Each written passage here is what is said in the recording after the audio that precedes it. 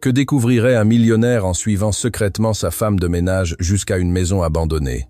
La vérité que ses propres enfants lui révéleraient changerait sa vie pour toujours. La pluie frappait avec force les grandes fenêtres du 35e étage du plus haut immeuble de bureaux de la ville.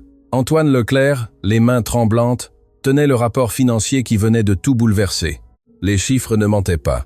Quelqu'un volait dans son entreprise et les soupçons pointaient directement vers le service de nettoyage. « Impossible », murmura-t-il, ses yeux parcourant chaque ligne du document. Pendant des années, il avait fait aveuglément confiance à son personnel de nettoyage, surtout à Sophie. Cette femme discrète qui travaillait toujours tard le soir, quand lui restait encore au bureau. Mais les faits étaient irréfutables. Il manquait des fournitures coûteuses, des produits de nettoyage spécialisés auxquels seul le personnel de nuit avait accès. Le détective privé qu'il avait engagé quelques semaines auparavant avait enfin livré son rapport préliminaire. Les caméras de sécurité montraient des mouvements suspects, des silhouettes chargeant des cartons après les heures de bureau. Antoine sentit comme si on lui arrachait le cœur. Comment était-il possible que la personne en qui il avait le plus confiance, la seule employée qui connaissait les recoins les plus privés de son bureau, puisse le trahir de cette manière? Cette nuit-là, tandis que Sophie terminait sa routine de nettoyage, Antoine resta caché dans son bureau, les lumières éteintes. À travers la fente de la porte, il observa chaque mouvement de la femme qui avait nettoyé son espace pendant plus de 3 ans. Ses gestes étaient les mêmes que d'habitude, méticuleux, respectueux, presque irrévérencieux avec chaque objet qu'elle touchait. Mais alors, il se passa quelque chose qui lui glaça le sang. Sophie se dirigea vers le placard de fourniture avec une clé qu'elle n'aurait définitivement pas dû avoir. Antoine la vit sortir plusieurs produits de nettoyage industriel, des désinfectants spécialisés et d'autres articles coûteux qu'elle rangea soigneusement dans un grand sac. Son cœur se brisa en 1000 morceaux en confirmant ses pires craintes. « Je n'arrive pas à y croire », murmura-t-il, sentant la trahison lui brûler la poitrine comme de l'acide. Pendant des années, il avait été généreux avec ses employés, il avait payé des salaires corrects, il avait offert des primes lors d'occasions spéciales. Pourquoi Sophie ferait-elle une chose pareille? Pourquoi risquerait-elle tout pour quelques produits de nettoyage? Lorsque Sophie eut terminé et se dirigea vers l'ascenseur, Antoine prit une décision qui allait tout changer. Il n'appellerait pas la police. Il ne confronterait pas la femme immédiatement. Il avait besoin de comprendre pourquoi. Il avait besoin de savoir ce qui l'avait poussée à devenir une voleuse. Silencieusement, Antoine suivit Sophie jusqu'au parking. Depuis son Audi noir, il garda une distance prudente, tandis que le vieux bus RATP s'éloignait dans les rues mouillées de la ville. Son cœur battait avec un mélange de colère et de déception qu'il n'avait jamais ressenti. Cette femme avait violé sa confiance de la manière la plus vile possible. Le bus fit plusieurs arrêts avant que Sophie ne descende dans une banlieue qu'Antoine n'avait jamais visitée. C'était une zone où les rues n'étaient pas goudronnées, où les maisons semblaient construites avec des bouts de différents matériaux, où la pauvreté se respirait à chaque coin de rue. Antoine continua à maintenir sa distance, son Audi détonnant complètement avec l'environnement. Sophie marcha pendant 20 minutes de plus, portant ce sac contenant les produits volés. Antoine la suivit à pied, restant dans l'ombre, sentant sa colère grandir à chaque pas. Pourquoi avait-elle besoin d'autant de désinfectants? Avait-elle une activité parallèle de vente de produits de nettoyage? L'idée qu'il ait financé involontairement une opération délictueuse lui soulevait l'estomac. Finalement, Sophie s'arrêta devant une construction qui laissa Antoine sans voix. Ce n'était pas une maison, mais une structure abandonnée, avec des murs fissurés, des fenêtres cassées, recouvertes de carton, et un toit qui avait clairement connu de meilleurs jours. L'endroit semblait sur le point de s'effondrer, et pourtant, Sophie se dirigea vers la porte principale comme si c'était son chez elle. « Quel est cet endroit ?» se demanda Antoine, sentant la confusion remplacer progressivement sa colère. Cela ne ressemblait pas au repère d'une voleuse professionnelle, mais plutôt au refuge de quelqu'un de désespéré. Sophie ouvrit la porte et disparut à l'intérieur. Antoine attendit quelques minutes avant de s'approcher prudemment. Les fenêtres bouchées ne lui permettaient de rien voir, mais il pouvait entendre des voix à l'intérieur, des voix qui le laissèrent complètement paralysé. C'étaient des voix d'enfants. « Maman, tu es là !» entendit-il dire une voix enfantine pleine de joie. Léo a toussé toute la nuit et Manon a beaucoup de fièvre. Antoine sentit comme s'il avait reçu un coup de poing dans la poitrine. Des enfants. Sophie avait des enfants vivant dans cet endroit. Son esprit commença à traiter lentement une réalité qu'il n'avait pas envisagée. Les produits de nettoyage, les désinfectants spécialisés. Et si elle ne les volait pas pour les vendre? Il s'approcha d'une des fenêtres qui avait un petit trou dans le carton qui la recouvrait. Ce qu'il vit à travers cette petite ouverture changea tout ce qu'il croyait savoir sur Sophie Dumas. À l'intérieur de cette maison abandonnée, éclairée seulement par quelques bougies, il y avait 3 enfants. Un adolescent qui semblait s'occuper de 2 plus jeunes, dont l'un était clairement malade. Sophie avait sorti les produits de nettoyage et était en train de désinfecter méticuleusement chaque surface, chaque recoin de ce logement précaire. Ses mouvements étaient les mêmes qu'Antoine avait observés dans son bureau. Soigneux, méthodique, empli d'un amour qu'il comprenait maintenant complètement. « Mon chéri, viens ici », entendit-il Sophie dire au plus petit enfant. « Il faut soigner cette toux. Je ne peux pas te perdre toi aussi. » Antoine recula en titubant, sentant les larmes commencer à lui monter aux yeux. Toi aussi, qu'est-ce que cela signifiait? Son cœur se brisait en réalisant qu'il avait mal jugé cette femme. Elle ne volait pas par avidité ou par méchanceté.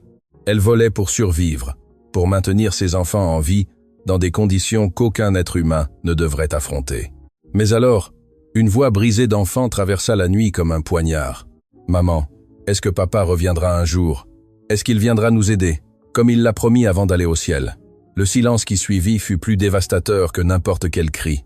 Antoine comprit à cet instant que cette femme ne luttait pas seulement contre la pauvreté, mais aussi contre la perte de quelqu'un de très important. Et pendant qu'il s'inquiétait pour des produits de nettoyage, elle luttait une bataille épique pour maintenir sa famille en vie. Antoine resta immobile pendant plusieurs minutes, traitant la réalité dévastatrice qu'il venait de découvrir. Ses jambes tremblaient, tandis qu'il s'éloignait silencieusement de la fenêtre, son esprit luttant pour comprendre comment il avait pu être si aveugle à la souffrance de l'une de ses employées les plus dévouées. Il retourna à son Audi, le cœur brisé, mais ne put démarrer le moteur. Ses mains tremblaient tellement qu'il n'arrivait pas à insérer la clé. Les mots de l'enfant continuaient de résonner dans sa tête comme un écho douloureux. « Papa reviendra un jour ». L'innocence de cette question, l'espoir désespéré dans cette voix enfantine, l'avait frappé plus fort que n'importe quelle nouvelle d'affaires qu'il ait reçue dans sa vie. Il resta assis là, observant cette maison délabrée où une mère célibataire luttait pour maintenir ses 3 enfants en vie. À travers les fissures des murs, il pouvait voir la faible lumière des bougies bouger, créant des ombres dansantes qui semblaient raconter une histoire de résistance et d'amour inébranlable. « Mon Dieu, qu'ai-je fait ?» murmura Antoine, portant ses mains à son visage. Pendant des semaines, il avait planifié de licencier Sophie. Il avait envisagé de porter plainte pour vol. Il avait permis à la méfiance d'empoisonner chaque interaction avec elle. Et pendant tout ce temps, elle utilisait ses produits pour créer un environnement propre et sûr pour ses enfants malades. Il se souvint alors de toutes les fois où il avait vu Sophie travailler très tard, toujours avec un dévouement qui lui avait semblé admirable, mais qu'il comprenait maintenant complètement. Chaque minute supplémentaire qu'elle passait au bureau signifiait de l'argent additionnel pour sa famille, signifiait une opportunité de plus de ramener à la maison les ressources nécessaires pour maintenir ses enfants. Soudain, il entendit des voix provenant de l'intérieur de la maison. Il semblait qu'une sorte de crise se déroulait. Antoine sortit silencieusement de l'automobile et s'approcha de nouveau de la fenêtre, son cœur battant avec un mélange d'inquiétude et de curiosité. « Maman, Léo n'arrive pas bien à respirer », entendit-il dire la voix d'une petite fille remplie de panique. Il devient tout bleu et fait des bruits bizarres quand il essaie de prendre l'air. Antoine vit Sophie se déplacer frénétiquement à l'intérieur de la pièce, portant le plus petit enfant, tout en essayant de le calmer. La scène qui se déroulait sous ses yeux était déchirante. Une mère désespérée, essayant de sauver son fils avec des ressources très limitées. « Théo, apporte le vaporisateur que nous avons fait avec la casserole », ordonna Sophie d'une voix tremblante mais ferme. « Manon, aide-moi à tenir ton petit frère pendant que nous lui donnons la vapeur. Nous allons nous en sortir, mon amour. Maman ne va pas laisser quelque chose de mal t'arriver. » Antoine observa, fasciné, comment cette famille improvisait des solutions médicales avec des éléments de base. Théo, le fils aîné, déplaçait une casserole d'eau chaude près du petit enfant, créant un vaporisateur maison, tandis que sa sœur tenait la petite tête du bébé.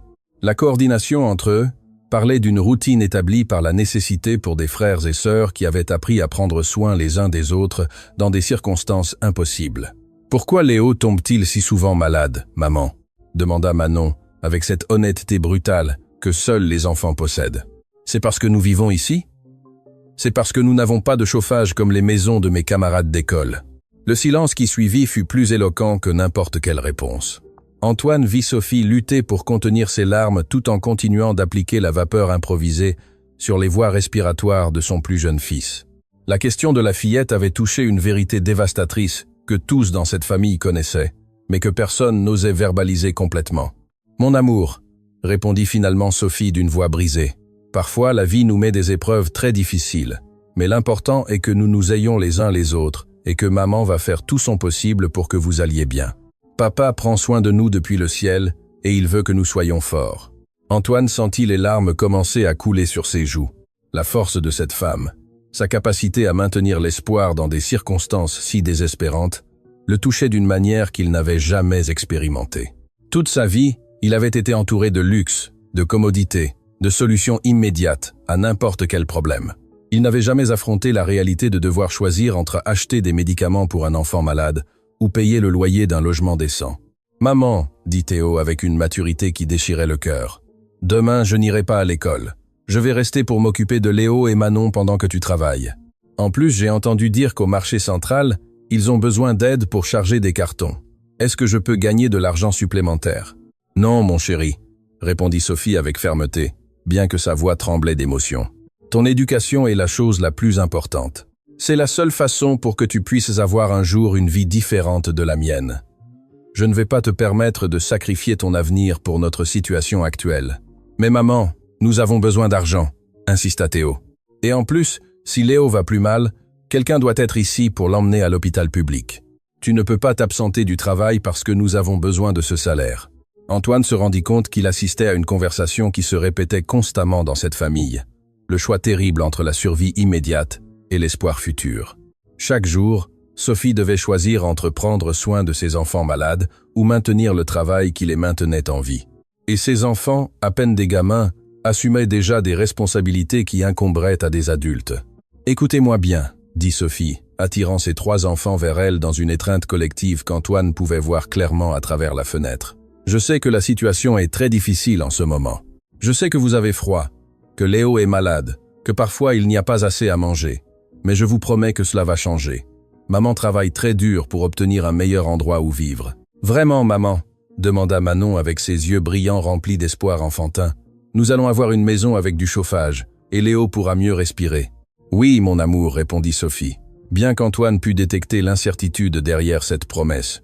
« Nous allons avoir un vrai foyer, avec des chambres pour chacun, avec de l'eau chaude, avec tout ce que vous méritez. » Antoine sentit son cœur se briser en réalisant que Sophie faisait des promesses qu'elle ne pourrait probablement pas tenir. Avec son salaire de femme de ménage, même en travaillant des heures supplémentaires, il serait presque impossible pour elle de sortir sa famille de cette situation. Et pourtant, elle continuait de nourrir l'espoir de ses enfants, parce que c'était la seule chose qui les maintenait unis et avec l'envie de se battre. Ce fut alors qu'il entendit quelque chose qui changea complètement sa perspective sur toute la situation. « Théo », dit Sophie à voix basse, croyant que les plus petits enfants ne pouvaient pas entendre. « J'ai besoin que tu saches quelque chose d'important. Le travail dans l'entreprise de Monsieur Leclerc. Dernièrement, j'ai dû prendre quelques affaires du bureau, des produits de nettoyage, des désinfectants. Je sais que c'est mal. Mais avec Léo si malade et sans argent pour acheter des médicaments. »« Maman, tu n'as pas à t'expliquer, » interrompit Théo avec une sagesse qui ne correspondait pas à son âge. « Tu fais toujours ce qui est juste. Si tu as appris ces choses, c'est parce que tu n'avais pas d'autre choix. Papa disait toujours que lorsqu'il s'agit de protéger la famille, un parent fait tout ce qui est nécessaire. » Antoine resta sans respiration. Sophie avouait à son fils aîné qu'elle avait pris des produits du bureau. Mais la manière dont elle le faisait n'était pas celle d'une criminelle justifiant ses actes, c'était celle d'une mère désespérée expliquant à son fils pourquoi elle avait dû compromettre ses propres valeurs morales pour les maintenir en vie. « Mais, mon fils, » continua Sophie les larmes aux yeux, « je veux que tu comprennes que ce n'est pas ce que je veux vous enseigner. Dans des circonstances normales, je ne prendrai jamais quelque chose qui ne m'appartient pas. Ton père était un homme honnête, travailleur, et il voulait que vous grandissiez en étant des personnes intègres.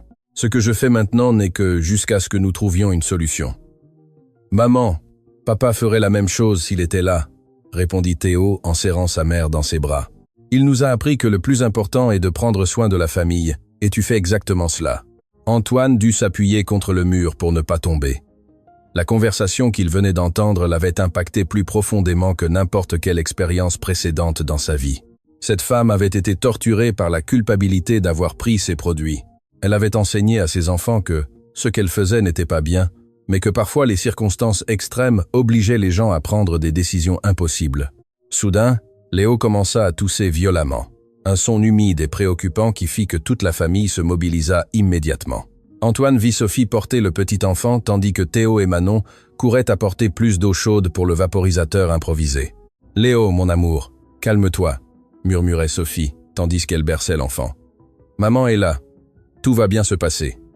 Respire doucement, comme je t'ai appris. » Mais Antoine pouvait voir que la situation empirait. Les lèvres de l'enfant avaient une teinte bleutée qui n'était définitivement pas normale et sa respiration devenait de plus en plus laborieuse. Il était évident qu'il avait besoin d'une attention médicale professionnelle urgente. « Maman », dit Théo avec une panique croissante dans sa voix, « je crois que nous devons l'emmener à l'hôpital. Il va plus mal. »« Mon fils, tu sais que nous n'avons pas d'argent pour l'hôpital privé, » répondit Sophie avec désespoir. « Et à l'hôpital public, ils vont mettre des heures à nous prendre en charge.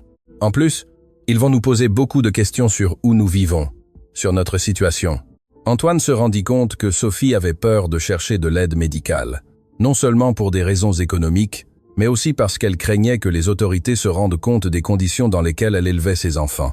La peur qu'on lui enlève ses enfants pour négligence ou pour vivre dans des conditions inadéquates la paralysait juste au moment où elle avait le plus besoin d'agir. « Maman, peu importe ce qu'ils disent, » insista Théo. « Si Léo souffre parce que nous ne l'emmenons pas à l'hôpital, je ne me le pardonnerai jamais, et toi non plus. » Ces mots furent comme un coup de poignard pour Antoine.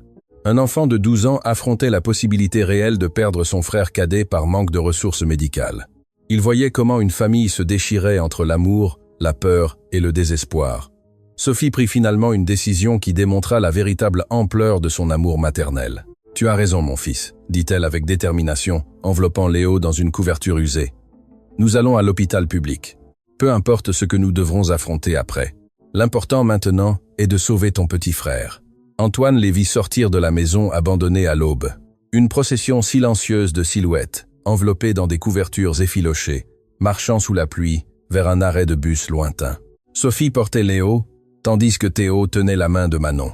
Et tous se déplaçaient avec cette urgence désespérée de ceux qui savent que chaque minute compte. Ce fut à ce moment qu'Antoine Leclerc prit la décision la plus importante de sa vie. Il ne pouvait pas rester là, à observer comme un spectateur passif, tandis que cette famille luttait pour survivre. Il ne pouvait pas retourner à son manoir chaud et confortable, sachant qu'à quelques kilomètres de distance, 3 enfants innocents payaient le prix de circonstances qui échappaient complètement à leur contrôle. Il courut vers son Audi et démarra le moteur. Il devait faire quelque chose, il devait aider. Mais tandis qu'il conduisait derrière le bus qui emmenait la famille de Sophie vers l'hôpital, une question le tourmentait. Comment avait-il vécu 45 ans sans se rendre compte que ce type de souffrance existait si près de lui? Et plus important encore, quel genre d'homme était-il devenu s'il avait été capable de juger une mère désespérée sans essayer de comprendre d'abord son histoire? L'hôpital public Georges Pompidou ressemblait à un labyrinthe de désespoir sous les lumières fluorescentes qui clignotaient par intermittence. Antoine arriva quelques minutes seulement après la famille de Sophie, garant son Audi dans une zone où elle détonnait définitivement parmi les véhicules détériorés et les ambulances qui allaient et venaient constamment. Depuis l'entrée principale, il put voir Sophie courir vers le comptoir des urgences avec Léo dans les bras, tandis que Théo et Manon la suivaient de près. Le petit enfant avait empiré pendant le trajet en bus. Sa respiration était devenue si laborieuse que même de loin, Antoine pouvait voir comment il luttait pour chaque bouffée d'air. « S'il vous plaît, mon fils n'arrive pas à respirer. » Entendit-il Sophie crier à l'infirmière de garde, une femme d'âge moyen qui semblait avoir vu trop de souffrance pour être surprise par quoi que ce soit. « Il va plus mal toute la nuit et maintenant il devient bleu. S'il vous plaît, vous devez l'aider. » L'infirmière, dont la plaque l'identifiait comme Brigitte, regarda l'enfant avec une expression professionnelle mais compréhensive. Cependant, ces mots suivants furent comme des poignards pour le cœur de quiconque les entendait. « Madame, je vois que votre fils a effectivement besoin d'une attention immédiate, » dit Brigitte tout en vérifiant rapidement les signes vitaux de Léo. « Mais j'ai besoin que vous remplissiez ces formulaires d'abord. Informations personnelles, adresse, assurance maladie, mode de paiement. Des formulaires, » interrompit Sophie avec un désespoir évident dans sa voix. « Mon fils est très mal, et vous me demandez des formulaires. S'il vous plaît, occupez-vous de lui d'abord. Et après nous remplirons tous les papiers que vous voulez. Je comprends votre préoccupation, madame, mais ce sont des procédures obligatoires, répondit l'infirmière avec cette froideur institutionnelle qui caractérise les systèmes de santé surchargés. Sans la documentation complète, nous ne pouvons pas traiter son admission au système. Antoine observait la scène à une distance prudente, sentant l'indignation grandir dans sa poitrine. Il assistait à la manière dont la bureaucratie pouvait se transformer en tragédie pour ceux qui n'avaient pas de ressources. Pendant que Léo luttait pour respirer, le système exigeait de sa mère qu'elle priorise la paperasse sur la vie de son fils. « Maman, donne-lui les papiers qu'elle veut », murmura Théo, essayant d'être le grand frère responsable que les circonstances l'avaient obligé à devenir. « Je peux m'occuper de Manon pendant que tu remplis tout ça. » Mais lorsque Sophie commença à remplir les formulaires, la cruelle réalité de sa situation devint évidente. Dans la case de l'adresse, elle resta paralysée. Que pouvait-elle écrire ? Maison abandonnée sans numéro, dans la banlieue marginalisée. Cela ne soulèverait-il pas des soupçons sur sa capacité à prendre soin de ses enfants ? « Madame, j'ai besoin d'une adresse valide », insista l'infirmière Brigitte, notant l'hésitation de Sophie. « C'est une information requise pour le dossier médical. » « C'est que nous sommes en cours de déménagement, » mentit Sophie, ses mains tremblant tandis qu'elle tenait la plume. « Nous logeons temporairement chez des proches. »« Et l'adresse des proches, alors ?» interrompit Brigitte avec une impatience croissante. Il y avait une file de personnes attendant derrière Sophie, et il était évident que la pression du travail affectait sa patience. Antoine vit Sophie s'effondrer lentement. C'était une femme fière qui avait travaillé toute sa vie, qui avait maintenu sa dignité même dans les circonstances les plus difficiles. Mais maintenant, avec son fils dans un état critique dans ses bras, elle se voyait forcée de mentir et de s'humilier devant un système qui semblait conçu pour expulser les plus vulnérables. Ce fut alors que Léo commença à souffrir d'une crise soudaine. « Mon bébé, quelque chose arrive à mon bébé !» cria Sophie tandis que le petit enfant Léo empirait brusquement et que la salle entière se paralysait. Les convulsions étaient terrifiantes à observer. Le petit corps de Léo se contractait violemment, tandis que ses petits yeux devenaient complètement blancs. L'infirmière Brigitte réagit finalement avec l'urgence que la situation méritait depuis le début. Code bleu aux urgences. « J'ai besoin d'un médecin ici immédiatement », cria-t-elle, tout en prenant Léo des bras de Sophie et en courant vers les salles de traitement. « Ne m'enlevez pas mon fils », sanglotait Sophie, essayant de suivre l'infirmière. « S'il vous plaît, laissez-moi être avec lui. C'est juste un bébé, il a peur. »« Madame, vous devez rester ici pendant que nous stabilisons l'enfant », lui dit un agent de sécurité lui barrant le passage avec cette autorité impersonnelle qui caractérise ceux qui appliquent les règlements, sans considérer la douleur humaine qu'ils causent. Les proches ne peuvent pas entrer dans la zone de traitement pendant les urgences médicales. Antoine assista à l'effondrement émotionnel de Sophie. Cette femme forte, qui avait affronté la pauvreté, le veuvage et la responsabilité d'élever seule 3 enfants, se brisa finalement. Elle s'écroula sur une des chaises en plastique de la salle d'attente, pleurant avec une intensité qui déchirait l'âme de quiconque l'entendait. « Maman, ne pleure pas », lui dit Manon, avec cette sagesse innocente des enfants qui ont vu trop de souffrance. « Léo est très fort. Rappelle-toi que papa disait toujours que notre famille avait du sang de guerrier. Léo va s'en sortir parce qu'il a ta force. » Les mots de la fillette de 8 ans révélèrent quelque chose de fondamental sur cette famille. Ils avaient perdu leur patriarche, mais son héritage de force restait vivant en chacun de ses membres. Le père de ses enfants avait été clairement une figure importante qui leur avait enseigné des valeurs de résistance et d'unité familiale. « Comment est mort papa, maman ?» demanda Théo d'une voix brisée, profitant de ce moment vulnérable pour poser une question qu'il réprimait évidemment depuis longtemps. « Tu ne nous as jamais raconté exactement ce qui s'est passé ?» Antoine s'approcha un peu plus, sans être détecté, car il pressentait qu'il était sur le point d'entendre une vérité fondamentale pour comprendre la situation de cette famille. Sophie respira profondément avant de répondre, essuyant ses larmes du revers de la main. « Ton papa était soudeur dans le bâtiment », commença-t-elle d'une voix tremblante. Il travaillait sur des immeubles très hauts, faisant ces structures métalliques qui soutiennent tout. Un jour, l'entreprise pour laquelle il travaillait a décidé d'économiser de l'argent sur les mesures de sécurité. Il n'y avait pas assez de harnais. Les plateformes étaient en mauvais état. « Il est tombé ?»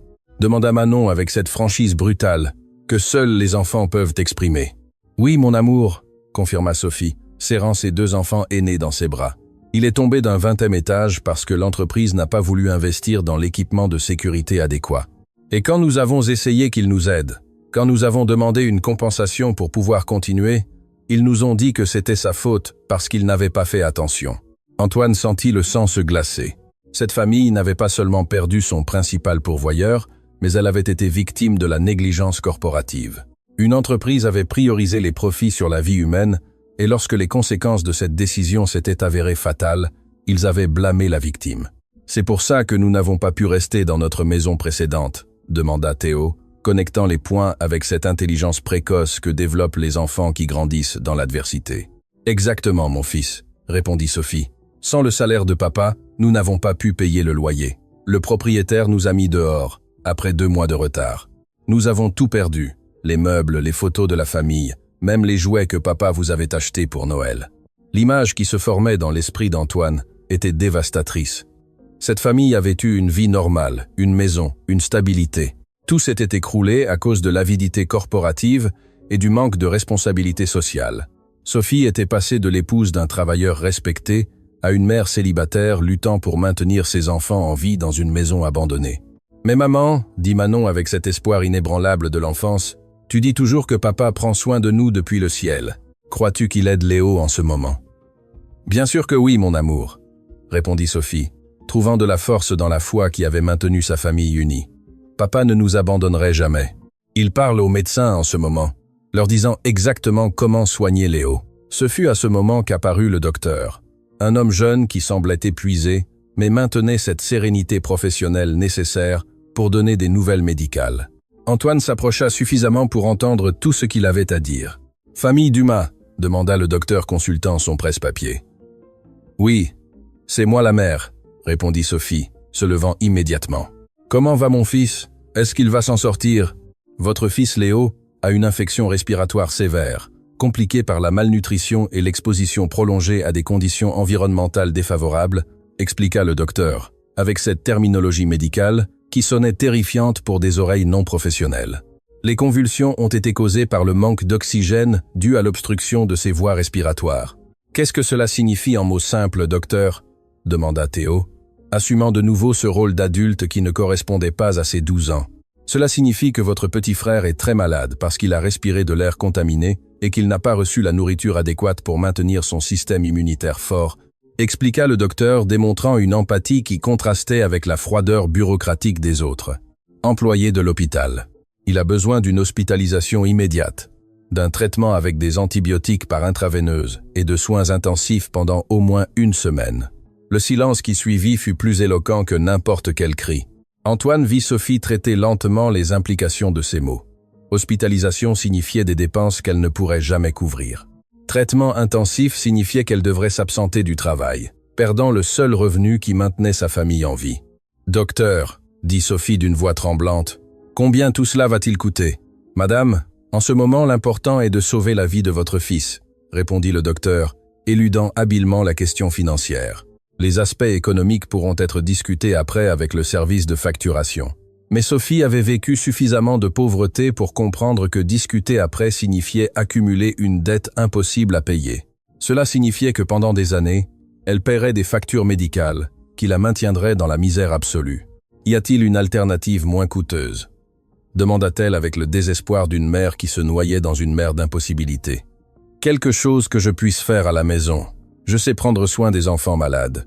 Je le fais depuis des mois. Madame Dumas, dit le docteur, avec fermeté, mais compréhension. Votre fils a besoin d'équipements médicaux que nous n'avons qu'ici à l'hôpital. Si vous tentez de le traiter à la maison, il existe une très forte probabilité qu'il ne survive pas. Êtes-vous prête à courir ce risque ? La question resta suspendue dans l'air comme une guillotine émotionnelle. Antoine observa Sophie lutter intérieurement entre l'amour inconditionnel pour son fils et la réalité écrasante de sa situation économique. C'était la décision la plus cruelle que n'importe quelle mère pourrait affronter.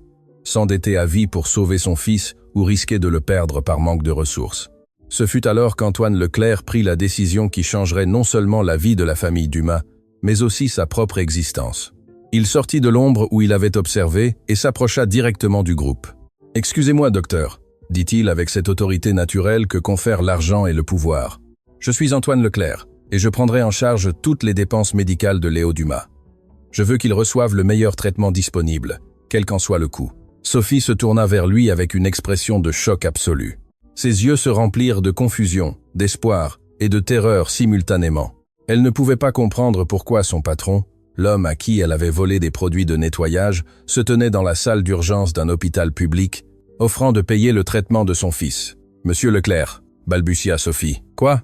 Comment? Pourquoi êtes-vous ici ?» Antoine la regarda directement dans les yeux, et dans ce regard, il y avait un mélange de honte, d'admiration et de détermination que Sophie n'avait jamais vu auparavant. « Sophie, » dit-il d'une voix chargée d'émotion, « je suis venu te demander pardon. » Le silence dans la salle d'urgence devint si dense qu'il semblait que même les machines médicales avaient cessé de faire du bruit. Sophie regardait Antoine avec une expression qui combinait choc, confusion et terreur pure. Ses enfants s'étaient réfugiés derrière elle instinctivement, sans comprendre pourquoi son patron avait surgi de nulle part au moment le plus vulnérable de leur vie. « Pardon », répéta Sophie d'une voix à peine audible, comme si les mots s'étaient coincés dans sa gorge. « Monsieur Leclerc, je ne comprends pas ce qui se passe. Comment saviez-vous que nous étions ici? Pourquoi voulez-vous aider Léo ?» Antoine respira profondément, sachant que les mots suivants définiraient non seulement l'avenir de cette famille, mais aussi le type d'homme qu'il deviendrait à partir de cet instant. « Sophie, j'ai besoin d'avouer quelque chose de terrible, » commença-t-il, sa voix tremblante d'émotion sincère. « Pendant des semaines, je t'ai enquêté. Je croyais que tu me volais des produits de nettoyage du bureau. J'ai engagé un détective privé. J'ai vérifié les caméras de sécurité. Je t'ai espionné comme si tu étais une criminelle. » Les yeux de Sophie se remplirent de larmes, en comprenant l'ampleur de la situation. Son pire cauchemar se réalisait. Elle avait été découverte. Mais ce qui la dévastait le plus n'était pas la peur des conséquences, mais la honte que ses enfants entendent que leur mère avait été cataloguée comme une voleuse. « Maman n'est pas une voleuse », déclara Théo avec cette férocité protectrice que développent les enfants lorsqu'ils voient leurs parents attaqués. « Ma maman est la personne la plus gentille du monde. Si elle a pris ces choses, c'est parce que nous en avions besoin pour ne plus tomber malade. »« Je le sais, mon fils », répondit Antoine, s'adressant directement à Théo, avec un respect qui surprit tous les présents. « Et tu as raison. Ta maman n'est pas une voleuse. J'ai été un idiot qui n'a rien compris. »« Est-ce qu'il va nous mettre en prison ?» demanda Manon avec cette innocence déchirante des enfants qui ont appris trop tôt que le monde peut être cruel avec les vulnérables. « Non, mon amour, » répondit Antoine, s'agenouillant pour être à la hauteur de la fillette. « Personne n'ira en prison, et personne ne fera de mal à ta famille jamais plus. » Le docteur, qui avait écouté toute cette conversation, tout sauta discrètement. « Excusez-moi, mais j'ai besoin de savoir si vous allez autoriser le traitement immédiat pour Léo. L'enfant doit être transféré aux soins intensifs maintenant. »« Autorisez tout, » ordonna Antoine sans hésiter. « Le meilleur traitement disponible, la meilleure chambre, les meilleurs spécialistes. L'argent n'est pas un problème. »« Monsieur Leclerc, » interrompit Sophie, retrouvant sa voix malgré la situation accablante. « Je ne peux pas permettre que vous fassiez ça. Je n'ai pas comment vous payer. Avec mon salaire de femme de ménage, il me faudrait toute ma vie pour rembourser cet argent. »« Sophie, » dit Antoine, se levant et la regardant droit dans les yeux. « Après ce que j'ai découvert cette nuit, après avoir vu comment tu as vécu, après avoir compris pourquoi tu prenais ces produits, celui qui devrait payer, c'est moi. Je devrais payer pour avoir été si aveugle, si insensible, si complètement étranger à la souffrance qui se déroulait sous mon propre nez. Que voulez-vous dire par après ce que vous avez découverte ?» demanda Sophie, bien qu'une partie d'elle craignait la réponse. Antoine baissa le regard, honteux de devoir admettre à quel point il avait violé la vie privée de son employé. « Je t'ai suivi jusqu'à chez toi. J'ai vu où tu vis. J'ai vu comment tu t'occupes de tes enfants. J'ai vu comment tu utilises ces produits que je pensais que tu volais. » L'expression de Sophie passa de la confusion à l'horreur absolue.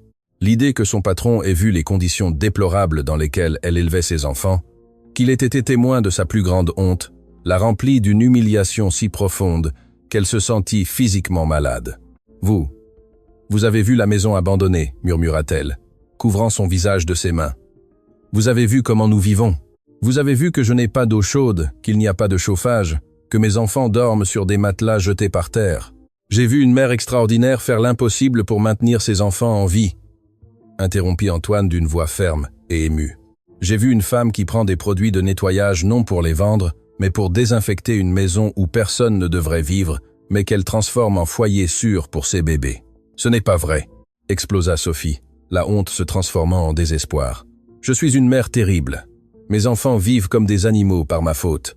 Léo est ici parce que je n'ai pas pu lui donner un foyer décent où respirer de l'air propre. »« Ne dis pas ça !» cria Théo serrant sa mère dans ses bras avec une intensité qui surprit tout le monde. « Tu es la meilleure maman du monde. Papa disait toujours que tu étais plus forte que 100 hommes ensemble. »« Théo a raison », ajouta Manon se joignant à l'étreinte familiale. « Maman, Tu nous donnes de l'amour tous les jours. Tu nous fais nous sentir en sécurité. Tu nous apprends à être gentils. C'est plus important que d'avoir une belle maison. » Antoine observait cette scène d'amour inconditionnel et se rendait compte qu'il assistait à quelque chose que lui, malgré toute sa richesse, n'avait jamais expérimenté. Ses enfants n'aimaient pas leur mère malgré la pauvreté. Ils l'aimaient précisément parce qu'elle avait tout sacrifié, même sa dignité, pour les protéger. « Sophie, » dit Antoine avec une émotion qu'il n'avait jamais permis aux autres de voir. « Sais-tu quel a été le moment qui m'a le plus marqué de tout ce que j'ai vu hier soir ?»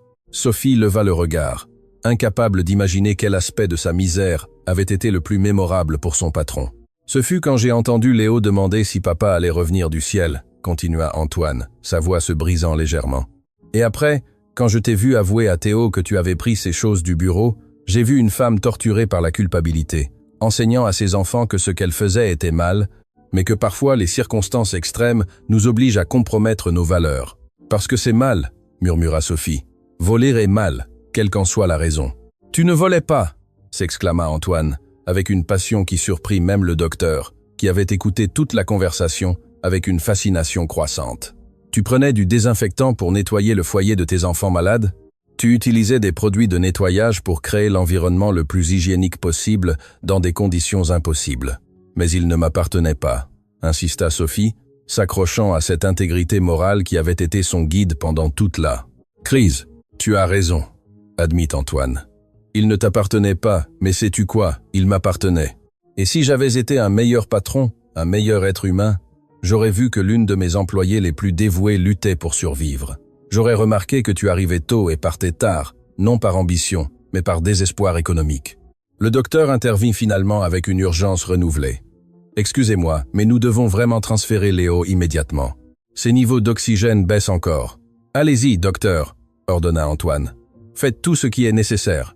Je veux des rapports médicaux toutes les heures. » Tandis qu'une civière emmenait Léo vers les soins intensifs, Sophie s'écroula sur une chaise, submergée par l'intensité émotionnelle de la situation.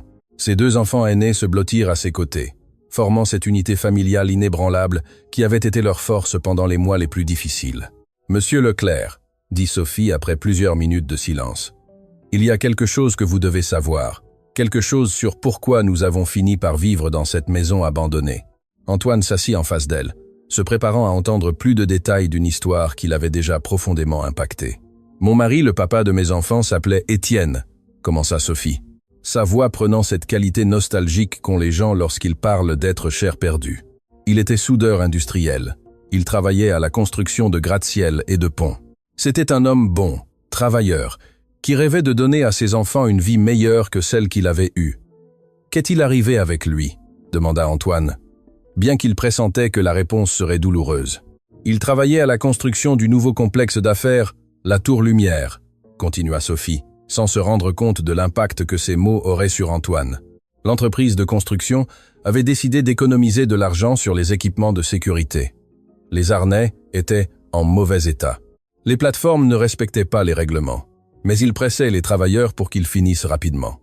Antoine sentit le sang se glacer. La Tour Lumière était un projet qu'il connaissait très bien. Cela avait été l'un des contrats les plus lucratifs de son entreprise ces dernières années. Étienne est tombé du 18e étage parce que la plateforme de travail s'est effondrée, continua Sophie. Maintenant, pleurant ouvertement, « Quand j'ai essayé que l'entreprise se rende responsable, ils m'ont dit que c'était de sa négligence de ne pas avoir vérifié correctement son équipement.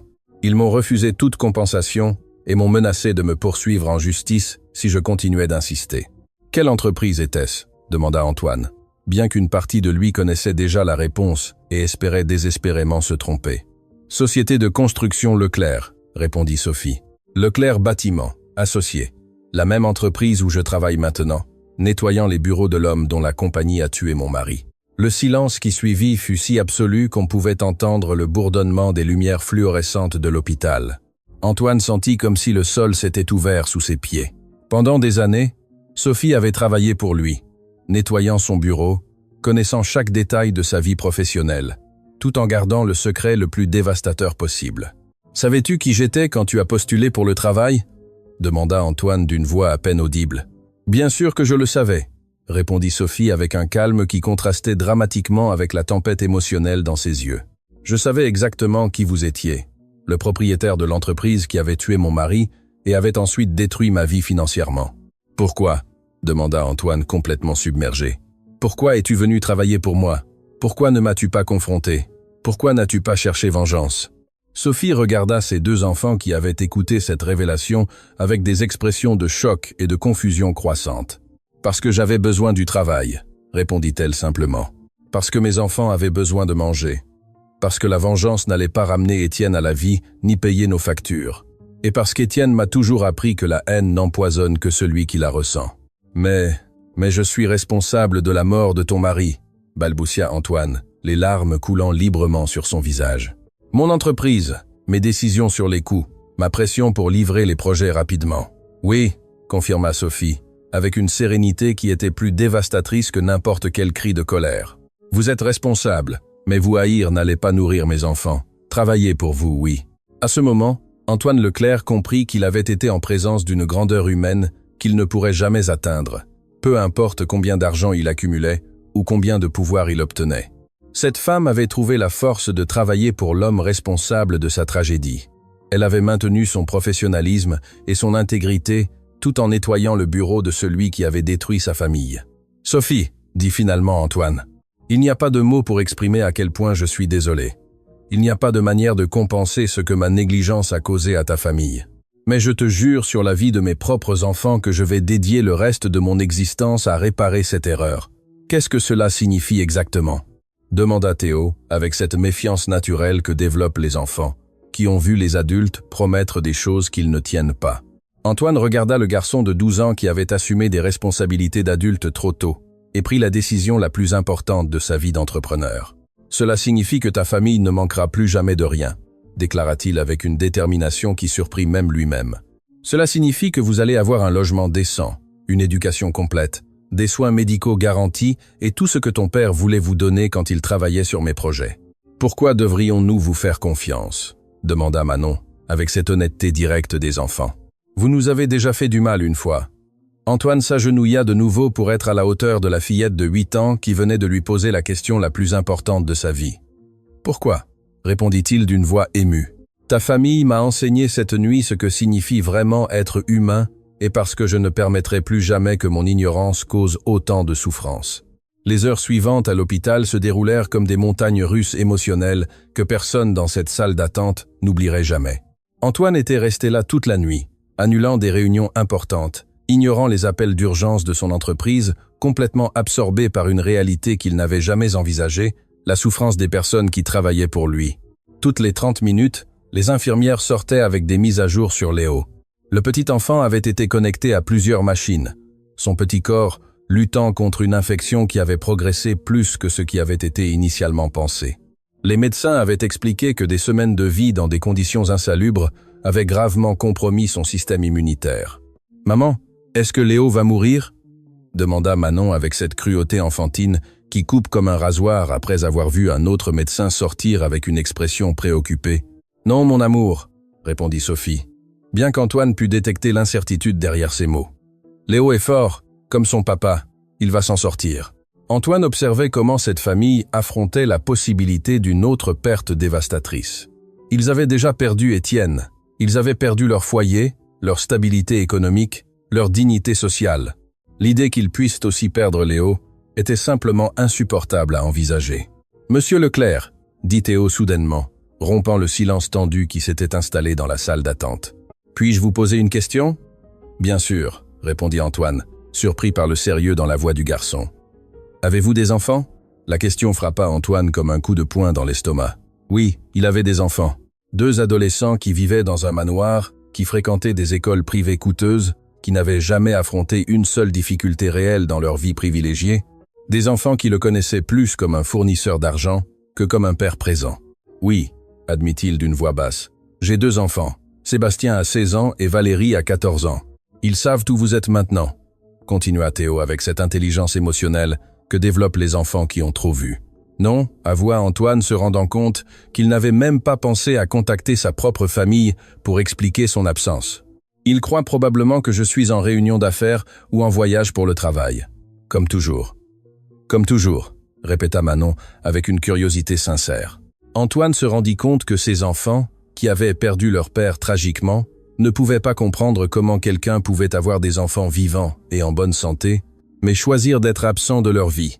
Pour eux, qui valorisaient chaque moment familial comme un trésor, l'idée d'un père qui priorisait le travail sur la famille était complètement incompréhensible. « Mes enfants sont habitués à ce que papa ne soit pas à la maison », expliqua Antoine, ressentant une honte croissante en verbalisant cette réalité. « J'ai toujours pensé que ma responsabilité était de gagner de l'argent pour leur donner tout ce dont ils avaient besoin.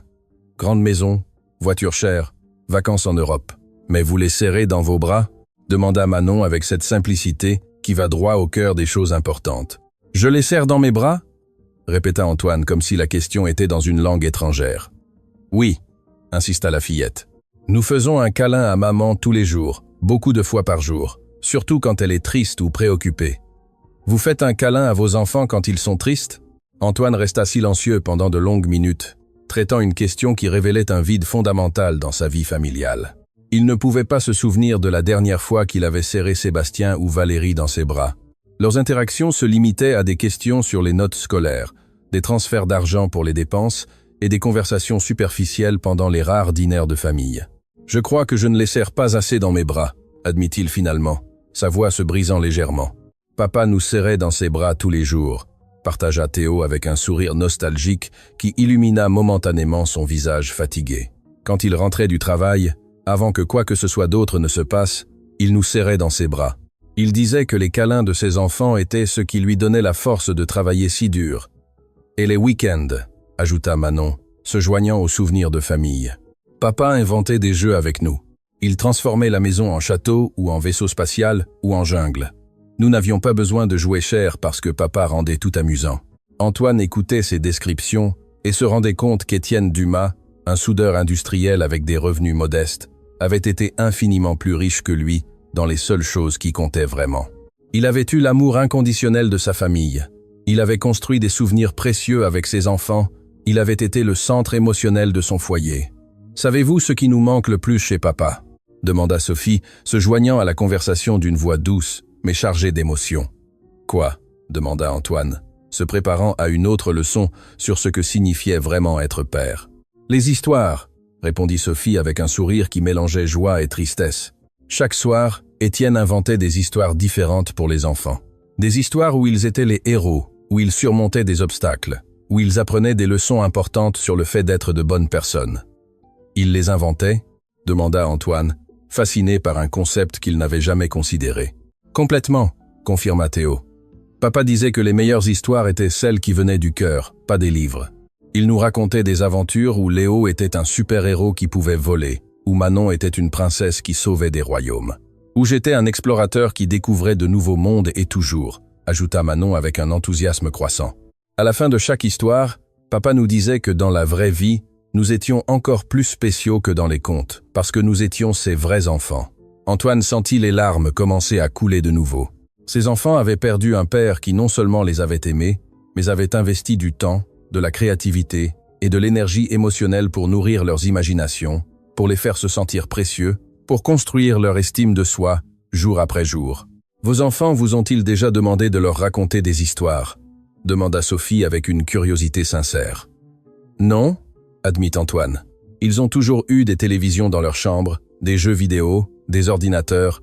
Je n'ai jamais pensé qu'ils pourraient vouloir quelque chose d'aussi simple que leur papa leur raconte une histoire. »« Peut être », suggéra Théo, avec une sagesse qui dépassait largement son âge. « Ils ne savent pas qu'ils peuvent vous le demander.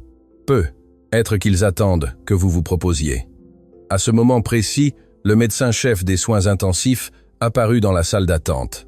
Son expression était sérieuse, mais pas dévastatrice, ce qui capta immédiatement l'attention de tous les présents. « Famille Dumas », annonça-t-il consultant son presse-papier. « J'ai des nouvelles de Léo. » Sophie se leva si rapidement qu'elle faillit perdre l'équilibre.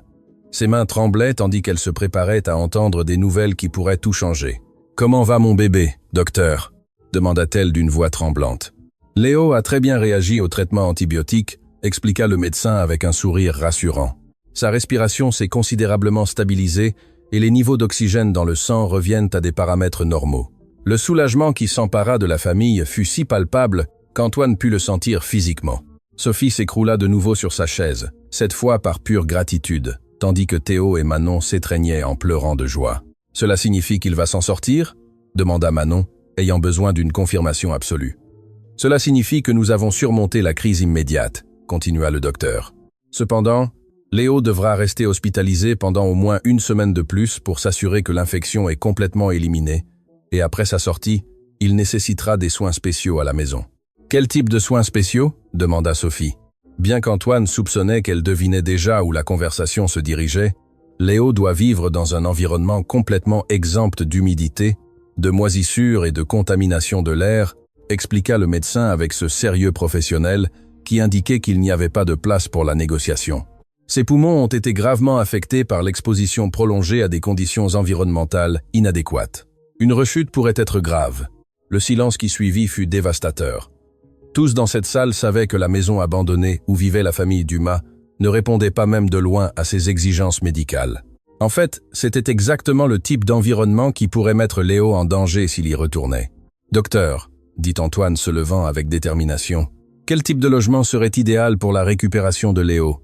Une maison avec un système de chauffage et de ventilation adéquat, sans problème d'humidité, de préférence avec des purificateurs d'air et définitivement sans exposition à la moisissure ou à des matériaux de construction détériorés, répondit le médecin, décrivant fondamentalement tout l'opposé de l'endroit où vivait la famille. Compris, dit Antoine avec fermeté. Cela ne sera pas un problème. Monsieur Leclerc, interrompit Sophie, comprenant immédiatement les implications de ces mots. Je ne peux pas vous permettre de faire plus que ce que vous avez déjà fait. L'hôpital, les médicaments, c'est déjà trop. Sophie, répondit Antoine, la regardant droit dans les yeux. Ton fils a failli souffrir parce que ma négligence entrepreneuriale a tué son père et vous a forcé à vivre dans des conditions qu'aucun être humain ne devrait affronter. Ce n'est pas de la charité que j'offre, c'est de la justice. Mais une maison comme celle que décrit le docteur doit coûter une fortune, protesta Sophie. Je ne peux pas accepter quelque chose comme ça de votre part. Pourquoi pas? Demanda Manon avec cette logique simple des enfants. Si monsieur a de l'argent et que nous avons besoin d'une maison pour que Léo ne tombe pas malade, pourquoi ne peut-il pas nous aider? Pourquoi, mon amour? Expliqua Sophie patiemment. Quand quelqu'un te donne quelque chose de très grand, après il peut te demander des choses en retour que tu ne pourras être pas donné. Antoine sentit ces mots le frapper comme une gifle. Sophie avait raison de se méfier. Dans son monde entrepreneurial, toutes les faveurs venaient avec des conditions. Toutes les aides avaient des coûts cachés. Toutes les générosités étaient des investissements déguisés. « Sophie », dit Antoine avec une émotion qu'il n'avait jamais permis aux autres de voir dans des contextes professionnels. « La seule chose que je veux en échange, c'est l'opportunité d'être un meilleur homme que je ne l'ai été jusqu'à présent. L'opportunité d'honorer la mémoire d'Étienne, en faisant pour ses enfants ce qu'il aurait fait si je n'avais pas été si irresponsable en matière de sécurité au travail. »« Vraiment ?» demanda Théo, scrutant le visage d'Antoine avec cette capacité des enfants à détecter la sincérité ou la fausseté chez les adultes. « Vraiment », confirma Antoine. « Et en plus, je veux vous demander une faveur à vous. »« Quelle faveur ?» demanda Manon avec curiosité. « Je veux que vous m'enseigniez comment être le genre de père qu'Étienne était, » dit Antoine, sa voix se brisant par l'émotion. « Je veux apprendre à raconter des histoires à mes enfants, à les serrer dans mes bras quand ils sont tristes, à leur faire se sentir plus importants que n'importe quelle réunion d'affaires. »« Sérieusement ?» demanda Sophie, surprise par une requête qu'elle n'aurait jamais pu anticiper. « Sérieusement », confirma Antoine. « Vous avez perdu le meilleur père du monde, mais vos souvenirs de lui peuvent m'aider à devenir un meilleur père pour mes propres enfants. Ce serait le meilleur paiement que vous pourriez me donner. » Pour la première fois depuis le début de cette longue nuit de révélation, Sophie sourit avec un espoir sincère. « Je crois, dit-elle finalement, qu'Étienne serait très fier de savoir que son héritage va aider une autre famille à se retrouver. » 3 jours après la promesse faite à l'hôpital, Antoine Leclerc se tenait devant une belle maison de 2 étages dans le quartier résidentiel Le Domaine des Mimosas, tenant les clés dans une main et un contrat d'achat dans l'autre. Ce n'avait pas été une décision impulsive. Il avait passé 72 heures à enquêter méticuleusement sur chaque détail pour trouver le logement parfait pour la famille Dumas.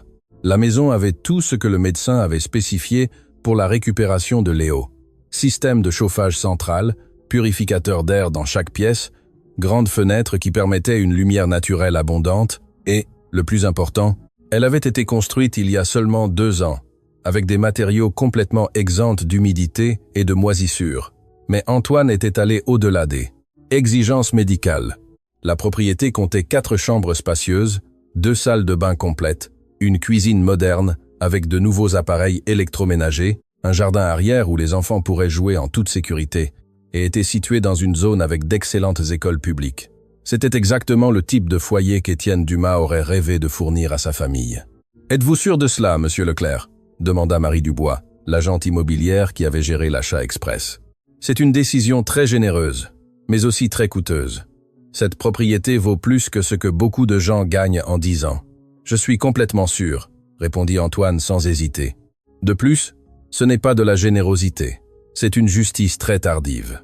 Tandis qu'il attendait l'arrivée de la famille Dumas, Antoine réfléchissait aux changements extraordinaires qui s'étaient produits dans sa vie durant ces 3 jours. Il avait annulé des réunions importantes, il avait délégué des décisions entrepreneuriales qu'il considérerait normalement comme cruciales, et pour la première fois depuis des années, il avait placé les besoins des autres personnes au-dessus de ses propres ambitions financières. Plus important encore, il avait eu la conversation la plus honnête de sa vie avec ses propres enfants. La nuit précédente, il était arrivé à son manoir avant 8 heures du soir, pour la première fois depuis des mois. Sébastien et Valérie dînaient seuls dans la salle à manger principale, comme c'était leur routine habituelle, tandis que lui travaillait typiquement très tard ou assistait à des événements d'affaires. « Papa », avait dit Valérie, surprise de le voir apparaître à une heure si matinale. « Est-ce que tout va bien à l'entreprise? Nous ne nous attendions pas à te voir avant le week-end. » Ces mots lui avaient brisé le cœur. Ses propres enfants étaient surpris de le voir à la maison pendant la semaine, comme si sa présence paternelle était un événement extraordinaire qui n'arrivait qu'occasionnellement. « J'ai besoin de vous raconter quelque chose de très important. » Leur avait-il dit, m'asseyant avec eux pour la première fois depuis des mois. « Et j'ai besoin de vous demander pardon pour le type de père que j'ai été jusqu'à présent. » Pendant les 2 heures suivantes, il leur avait raconté toute l'histoire. Sophie, la maison abandonnée, Léo à l'hôpital, la mort d'Étienne dans un de ses projets de construction et la leçon dévastatrice sur ce que signifiait vraiment être un père présent. « Papa », avait dit Sébastien avec une maturité qui l'avait surpris. « Nous savons que tu travailles beaucoup pour nous donner une bonne vie. Nous n'avons jamais senti que tu ne nous aimais pas. » Mais, avait ajouté Valérie, avec cette honnêteté directe qu'elle héritait de sa mère, « Nous avons senti que tu ne nous connais pas vraiment, comme si tu savais que nous existons, mais tu ne savais pas qui nous sommes. » Ces mots avaient été plus percutants que n'importe quelle critique entrepreneuriale qu'il aurait reçue. Ses enfants ne le blâmaient pas de travailler autant, mais reconnaissaient qu'il avait manqué l'opportunité de les connaître en tant que personnes individuelles, avec des rêves, des peurs, des personnalités uniques. « Que pouvons-nous faire pour changer cela ?» leur avait-il demandé, sincèrement intéressé à entendre leurs idées. « Eh bien, » avait répondu Valérie après y avoir réfléchi attentivement. « Tu pourrais commencer par nous demander comment s'est passée notre journée quand tu rentres à la maison. Pas seulement si nous avons fait nos devoirs ou si nous avons eu de bonnes notes. Et peut-être, avait ajouté Sébastien, tu pourrais nous raconter des histoires sur quand tu étais enfant. Nous ne savons jamais rien sur comment tu as grandi, ce que tu aimais faire, comment tu as rencontré maman. » Antoine avait promis que tout cela changerait et avait commencé cette même nuit en leur racontant sa propre enfance, sur les erreurs qu'il avait commises en priorisant le succès financier sur les relations humaines et sur la manière dont une famille en crise lui avait enseigné des leçons qu'aucune école de commerce ne pourrait offrir. Maintenant, debout devant la nouvelle maison de la famille Dumas, Antoine sentait un mélange de nervosité et d'émotion qu'il n'avait pas expérimenté depuis qu'il était un jeune entrepreneur construisant sa première entreprise. Mais cette fois, le succès ne se mesurerait pas en gains économiques, mais dans le sourire d'une mère qui pourrait enfin donner à ses enfants un foyer digne. Le taxi s'arrêta devant la maison exactement à 2 heures de l'après-midi, comme il l'avait convenu. Léo avait reçu son congé de l'hôpital ce matin-là, et bien qu'il semblât encore fragile, ses joues avaient retrouvé un peu de la couleur rosée saine de l'enfance. Sophie sortit la première du véhicule, suivie par Théo, qui aida Léo à descendre avec précaution tandis que Manon courait immédiatement vers le jardin avant. « Maman, regarde comme ces fleurs sont belles !» cria Manon montrant les rosiers qui décoraient l'entrée. « Et il y a une balançoire sur cet arbre. » Manon ne touche à rien, avertit Sophie automatiquement, avec cette prudence de quelqu'un qui avait appris à ne pas trop attendre de la vie. « Ce n'est pas notre maison. Nous sommes ici pour la voir, mais nous ne savons pas si. » Sophie, interrompit Antoine doucement, s'approchant avec les clés tendues vers elle. « Ceci est votre maison, complètement la vôtre. » Le silence qui suivit fut si profond qu'on pouvait entendre le vent bouger les feuilles de l'arbre où il y avait effectivement une balançoire installée. Sophie regarda les clés comme si c'était des objets magiques qui pourraient disparaître si elle les touchait. Que voulez-vous dire par complètement la nôtre? Demanda Théo avec cette méfiance protectrice qu'il avait développée durant des mois d'incertitude. Je veux dire, expliqua Antoine s'agenouillant pour être à la hauteur des 3 enfants, que la maison est complètement payée, qu'elle est enregistrée au nom de votre maman, et que personne ne pourra jamais vous l'enlever. Elle est à nous pour toujours? Pour toujours, vraiment? Demanda Léo avec cette petite voix qui montrait encore des signes de sa récente maladie, mais qui brillait d'un espoir prudent. Pour toujours, vraiment, confirma Antoine, sentant ses yeux se remplir de larmes en voyant l'expression d'étonnement sur le visage du petit enfant. Sophie prit finalement les clés avec des mains tremblantes. Pendant des mois, elle avait rêvé de cet instant, mais n'avait jamais cru que ce serait possible.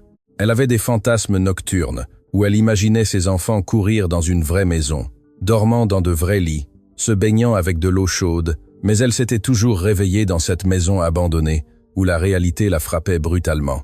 « Pouvons-nous entrer et la voir à l'intérieur » demanda Manon, sautant pratiquement d'excitation. « Bien sûr » répondit Antoine, dirigeant la famille vers la porte principale. « C'est votre foyer, vous pouvez faire ce que vous voulez. » Lorsque Sophie ouvrit la porte, ce qu'ils trouvèrent à l'intérieur dépassa toutes les attentes qu'ils auraient pu avoir.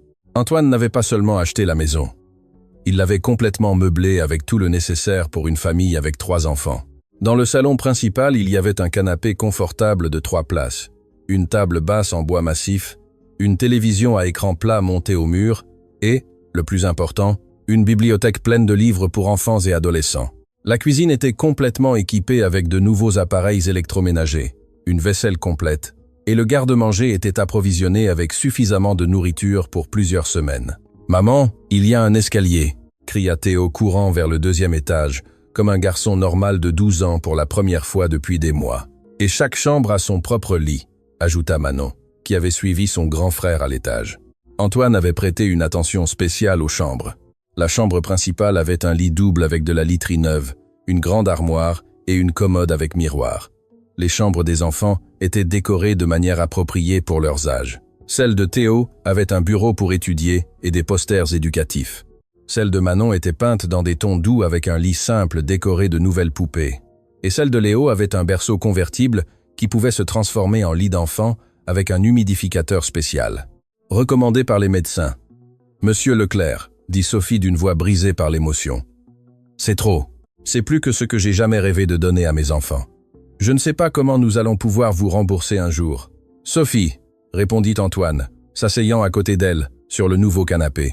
« Te rappelles-tu ce que tu m'as dit à l'hôpital sur pourquoi tu avais décidé de travailler pour moi au lieu de chercher vengeance ? Parce que la vengeance n'allait pas nourrir mes enfants, » répéta Sophie, se souvenant de ses propres mots. « Exactement, » continua Antoine. « Eh bien, cette maison n'est pas une vengeance pour ce que mon entreprise a fait à Étienne.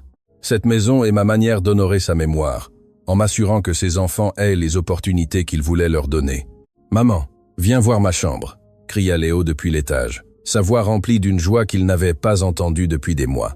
Lorsqu'ils montèrent au 2e étage, ils trouvèrent les 3 enfants explorant leur nouvelle chambre avec des expressions d'étonnement pur. Léo avait découvert que son lit avait des barrières latérales pour prévenir les chutes, mais qui pouvaient aussi être retirées quand il serait plus grand.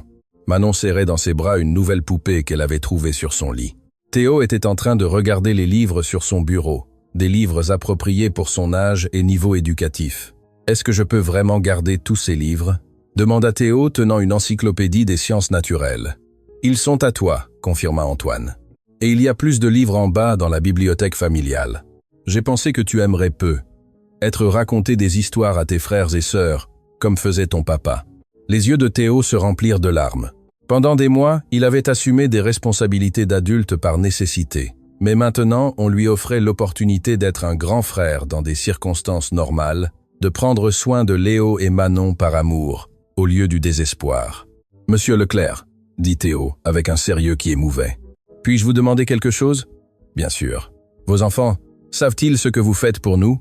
La question surprit Antoine parce qu'elle révélait que Théo n'avait pas seulement pensé à sa propre famille, mais à la manière dont ses actions pourraient affecter d'autres personnes. « Oui, » répondit Antoine. « Je leur ai raconté toute votre histoire, et ils savent que vous m'avez enseigné des leçons très importantes sur ce que signifie être une famille. »« Quel genre de leçons ?» demanda Manon, se joignant à la conversation avec cette curiosité naturelle des enfants. « Ils m'ont appris que serrer ses enfants dans ses bras est plus important que de leur acheter des choses chères, expliqua Antoine.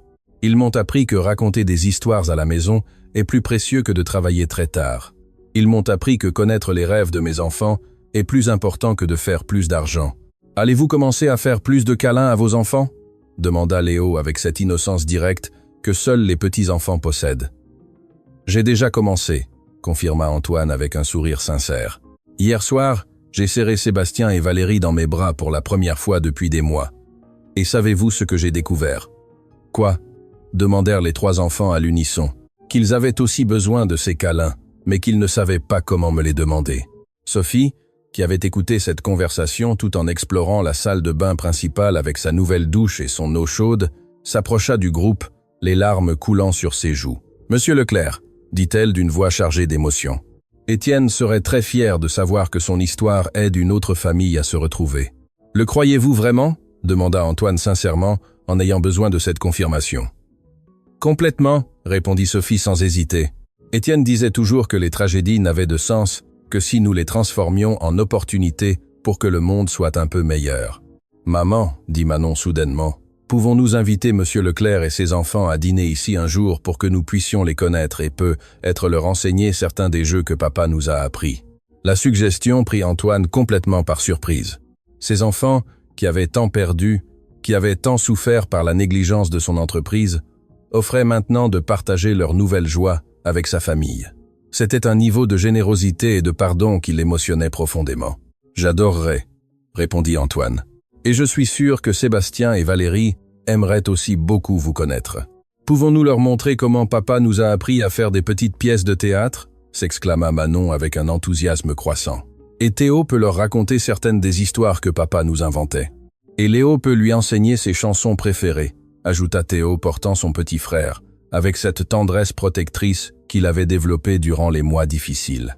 Antoine observait cette planification spontanée d'une réunion de famille et se rendait compte qu'il assistait à quelque chose d'extraordinaire. Ses enfants ne pensaient pas en termes de nous contre eux ou pauvres contre riches. Ils pensaient simplement en termes de famille qui peuvent s'aider mutuellement à être plus heureuses. « Il y a une chose de plus que je veux vous montrer », dit Antoine dirigeant la famille vers la fenêtre de la chambre principale qui donnait sur le jardin arrière. Dans la cour, il y avait quelque chose qui avait coûté des jours de planification spéciale. Un petit potager surélevé avec de la terre fertile, des outils de jardinage appropriés pour les enfants et des graines de légumes et d'herbes que la famille pourrait cultiver ensemble. Étienne a toujours voulu apprendre à ses enfants à cultiver leurs propres aliments, expliqua Antoine. Sophie m'a raconté à l'hôpital qu'il parlait d'avoir un jardin où il pourrait apprendre d'où vient la vraie nourriture. « Papa vous a dit ça ?» demanda Théo, surpris qu'Antoine connaisse des détails aussi intimes sur les rêves de son père. « Ta maman me l'a raconté », clarifia Antoine. « Et j'ai pensé que peut-être vous pourriez aussi me l'enseigner. Je n'ai jamais rien planté de ma vie. »« Oui !» cria Léo, applaudissant avec ses petites mains qui semblèrent déjà plus fortes après le traitement médical. « Nous pouvons planter des tomates et des laitues et des carottes et de belles fleurs pour maman, » ajouta Manon, pensant toujours à rendre sa mère heureuse. Sophie s'approcha de la fenêtre et observa le jardin avec une expression qui mélangeait gratitude, étonnement et une profonde mélancolie. C'était exactement ce qu'Étienne avait rêvé pour sa famille. Et bien qu'il ne fût pas physiquement présent pour le voir, son esprit et ses valeurs étaient complètement vivants à cet instant. « Étienne », murmura-t-elle doucement parlant à son mari décédé comme s'il pouvait l'entendre. « Nos bébés ont enfin le foyer que tu voulais leur donner. » Antoine se rendit compte qu'il assistait à un moment sacré, un instant où l'amour transcende la mort et où les rêves reportés trouvent enfin réalisation. Ce n'était pas seulement une maison qu'il livrait. C'était la matérialisation des espoirs d'un père qui était mort trop tôt, mais dont l'héritage continuerait de vivre dans ses enfants. « Sophie, » dit Antoine, « finalement, il y a une condition pour cette maison. » La panique instantanée qui apparut dans les yeux de la femme lui brisa le cœur. Mais il était nécessaire d'établir cette condition spécifique. « Quelle condition ?» demanda-t-elle d'une voix tremblante. « Que tu me permettes de changer toutes les politiques de sécurité au travail chez Leclerc Bâtiment, associé, » répondit Antoine avec un sérieux absolu. « Que tu m'aides à implémenter des protocoles qui garantiront qu'aucun autre travailleur ne souffre ce qu'Étienne a souffert. Que tu convertisses la tragédie de ton mari en la salvation d'autres travailleurs. » Sophie le regarda pendant de longues secondes, traitant l'ampleur de ce qu'il proposait. « Parlez-vous sérieusement ?» demanda-t-elle finalement. « Complètement sérieusement, confirma Antoine. Je veux qu'Étienne Dumas devienne le nom du programme de sécurité au travail le plus strict de toute l'industrie de la construction. Pour la première fois depuis la perte de son mari, Sophie sentit que la tragédie qui avait détruit sa vie aurait finalement un but qui honorerait la mémoire d'Étienne de la manière la plus significative possible. « J'accepte », dit-elle d'une voix ferme. « J'accepte de tout mon cœur. » Le premier dîner de famille entre les familles Leclerc et Dumas se réalisa une semaine après la livraison de la maison. Antoine arriva à 6 heures du soir avec Sébastien et Valérie, apportant des fleurs pour Sophie et des jouets éducatifs pour les 3 enfants. Ces enfants avaient été nerveux toute la journée, ne sachant pas à quoi s'attendre de cette famille qui avait si profondément transformé leur père. La maison qui fut autrefois un rêve impossible débordait maintenant de vie et de chaleur humaine. L'odeur de la nourriture faite maison se mélangeait au son des rires enfantins, créant cette atmosphère de vrai foyer qu'aucun manoir ne pourrait répliquer. Léo s'était notablement amélioré. Ses joues avaient une couleur saine et sa respiration était claire et forte. « Papa !» murmura Valérie tandis qu'il marchait vers la porte principale. « Es-tu un peu nerveux ?»« Un peu », admit Antoine avec honnêteté, « mais c'est une bonne nervosité, comme quand tu es sur le point de vivre quelque chose de spécial. » Sophie ouvrit la porte avec un sourire radieux qui contrastait dramatiquement avec la femme désespérée qu'Antoine avait vue à l'hôpital des semaines auparavant. Elle portait une robe simple mais propre, et il y avait quelque chose dans sa posture qui parlait de dignité retrouvée. « Bienvenue dans notre foyer », dit-elle avec une chaleur sincère qui mit immédiatement Sébastien et Valérie à l'aise. Les premières minutes furent inévitablement inconfortables. Sébastien et Valérie, habitués aux dîners formels servis par des employés domestiques, se trouvèrent dans une cuisine, où la famille elle-même préparait les aliments, et où l'on s'attendait à ce que tout le monde participe à servir la table. « Avez-vous besoin d'aide avec quelque chose ?» demanda Sébastien, ne sachant pas exactement comment offrir assistance dans un environnement si différent de son expérience habituelle. « Bien sûr !» répondit Théo avec enthousiasme. « Peux-tu m'aider à apporter les assiettes à la table ?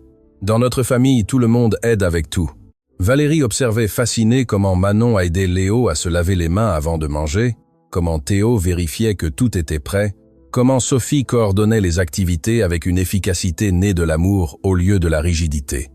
C'était un type de dynamique familiale complètement nouveau pour elle. Le dîner consistait en plats simples, mais préparés avec soin. Poulet mijoté, riz, haricots, salade fraîche du potager qu'ils avaient commencé à cultiver et tortillas faites maison. Il n'y avait rien de luxueux, mais chaque bouchée avait un goût qui parlait de temps investi, d'attention portée, de nourriture préparée comme un acte d'amour. Dans notre famille, expliqua Sophie tandis qu'elle servait les plats. Nous avons une tradition pour les dîners. Chaque personne partage quelque chose de bon qui lui est arrivé pendant la journée et quelque chose pourquoi elle se sent reconnaissante. Quelque chose de bon et quelque chose pourquoi on se sent reconnaissant, répéta Valérie comme si c'était un concept complètement étranger. Oui, confirma Léo, avec cette joie contagieuse des petits-enfants. Je commence toujours parce que je suis le plus petit. Quelque chose de bon qui m'est arrivé aujourd'hui, c'est que j'ai pu courir dans le jardin sans me fatiguer et je me sens reconnaissant parce que ma poitrine ne me fait plus mal quand je respire. La simplicité et la profondeur de ces mots impactèrent Sébastien et Valérie. Cet enfant de 5 ans, qui avait été au bord de très graves semaines auparavant, trouvait de la joie à pouvoir respirer normalement et courir sans douleur. Leurs propres préoccupations quotidiennes sur les notes, les jeux vidéo et les plans sociaux semblaient triviaux en comparaison. « C'est à mon tour », annonça Manon. « Quelque chose de bon qui m'est arrivé, c'est que j'ai trouvé un papillon dans notre potager.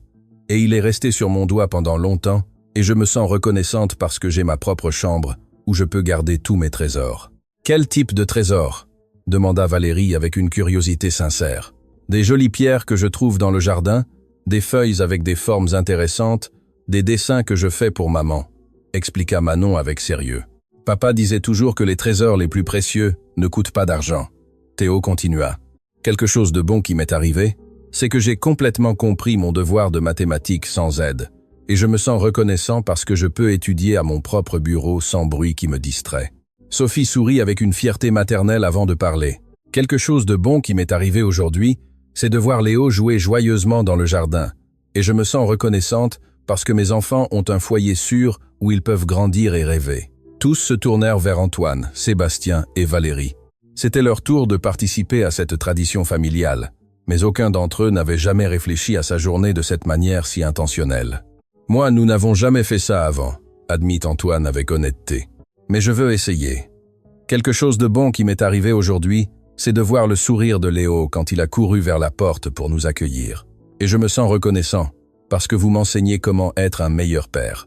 Sébastien hésita avant de parler. Quelque chose de bon.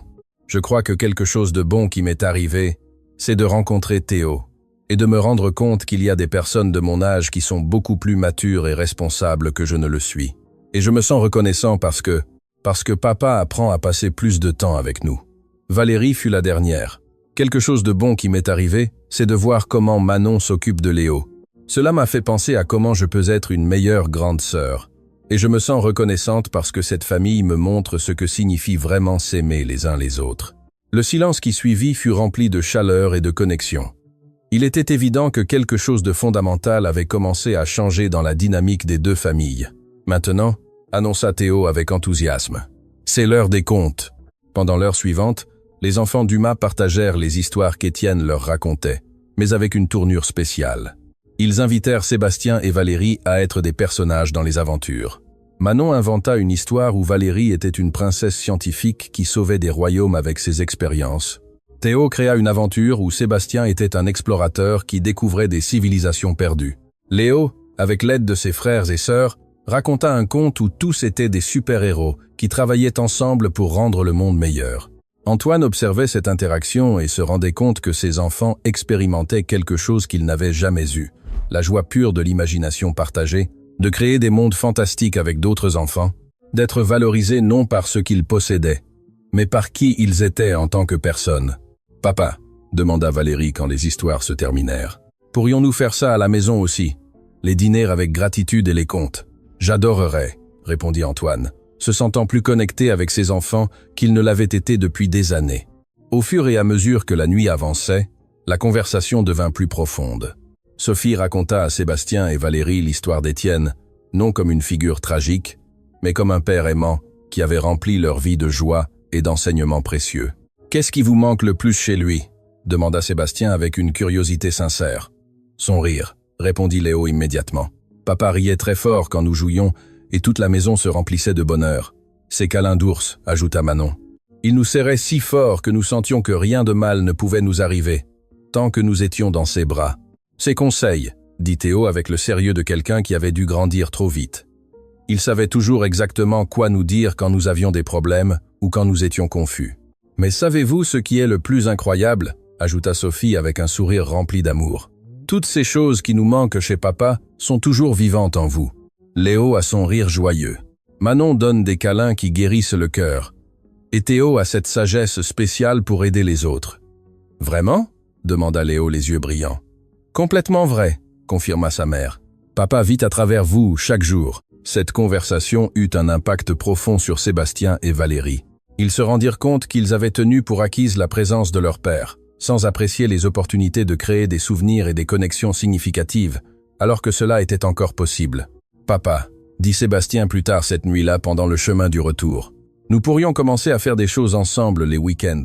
Pas des choses chères, mais des choses comme celles que le papa de Théo faisait avec eux. »« Quel genre de choses as-tu en tête ?» demanda Antoine ému par cette initiative de son fils. « Peu. Être que nous pourrions apprendre à cuisiner ensemble, » suggéra Valérie. « Ou faire des projets dans le jardin ou simplement nous asseoir pour discuter sans télévision ni téléphone. »« Cela me semble parfait, » répondit Antoine, sentant son cœur se remplir d'un bonheur qu'aucun succès entrepreneurial n'avait pu lui procurer. 3 semaines plus tard, Antoine était dans son bureau, mais cette fois ne travaillant pas très tard. C'était vendredi après-midi et il avait établi une nouvelle politique personnelle. Plus de travail après 5 heures de l'après-midi, les vendredis et les week-ends étaient sacrés pour la famille.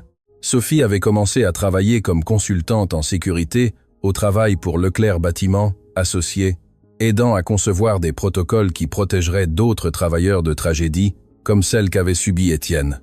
Sa connaissance intime des conséquences humaines de la négligence entrepreneuriale l'avait transformée en une voix puissante pour le changement. « Monsieur Leclerc », dit Sophie entrant dans son bureau avec un dossier rempli de documents. « J'ai le rapport final sur les nouvelles mesures de sécurité du programme Étienne Dumas. Au cours des dernières semaines, ils avaient travaillé ensemble pour implémenter les normes de sécurité au travail les plus strictes de l'industrie, des équipements de protection de la plus haute qualité, Des inspections quotidiennes obligatoires, une formation exhaustive pour tous les travailleurs, et un fonds d'urgence pour les familles de tout employé qui serait blessé au travail. « Quels sont les résultats ?» demanda Antoine, bien qu'il connût déjà la réponse par les rapports hebdomadaires. « 0 accident de travail dans toutes nos constructions durant les 3 dernières semaines », rapporta Sophie avec une fierté évidente. Les travailleurs disent qu'ils se sentent plus en sécurité et plus valorisés que jamais auparavant. Ah, et l'impact financier. Les coûts initiaux ont été significatifs, admit Sophie. Mais les économies en assurance, poursuites judiciaires et temps perdus par accident compensent déjà l'investissement. De plus, notre réputation d'entreprise responsable attire de meilleurs travailleurs et des contrats plus prestigieux. Antoine sourit, se souvenant comment il pensait autrefois que la sécurité au travail était une dépense inutile qui réduisait les profits. Maintenant, il comprenait que c'était un investissement dans des vies humaines qui se révélait aussi être une excellente décision d'affaires. « Sophie, dit-il fermant le dossier, puis-je te demander quelque chose de personnel ? » « Bien sûr. Est-ce que tu sens parfois qu'Étienne serait fier de ce que nous avons accompli ?» Sophie sourit avec cette sérénité qu'elle avait développée pendant les mois de guérison. « Chaque jour, surtout quand je vois d'autres travailleurs rentrer sains et saufs chez eux, sachant que leurs enfants ne vont pas traverser ce que les miens ont traversé. Et tes enfants, comment s'adaptent-ils à tous les changements ? Léo est complètement guéri. Les médecins disent qu'il n'y a aucune trace de l'infection respiratoire, rapporta Sophie avec une joie maternelle. Manon s'épanouit dans sa nouvelle école. Ses professeurs disent que c'est une fillette brillante et compatissante. Et Théo ? Qu'en est-il de Théo ? Théo me surprend chaque jour, continua Sophie avec fierté. Il a commencé à parler d'étudier le génie civil quand il sera grand. Il veut concevoir des bâtiments qui soient complètement sûrs pour tous les travailleurs. Sérieusement ? Il dit qu'il veut continuer le travail que son papa a commencé et que vous aidez à terminer, expliqua Sophie. Il veut que le nom Dumas soit synonyme de construction sûre. Antoine sentit ses yeux se remplir de larmes. Le fils d'Étienne n'avait pas seulement surmonté la tragédie, mais la transformait en inspiration pour dédier sa vie à protéger les autres. « Sophie, dit-il finalement, je veux te faire une proposition. Quel type de proposition ? Je veux établir un fonds de bourses universitaires au nom d'Étienne Dumas, expliqua Antoine, avec un enthousiasme croissant. Pour les enfants de travailleurs de la construction qui veulent étudier le génie, l'architecture ou toute carrière liée à rendre l'industrie plus sûre. Parlez-vous sérieusement ? Complètement sérieusement. Et je veux que tu administres ce fonds, continua Antoine. Qui mieux que la veuve d'Étienne pour décider quel jeune mérite l'opportunité de convertir les tragédies en solutions. Sophie resta sans voix pendant plusieurs minutes, traitant l'ampleur de ce qu'Antoine proposait. « Savez-vous ce que cela signifie ?» demanda-t-elle finalement.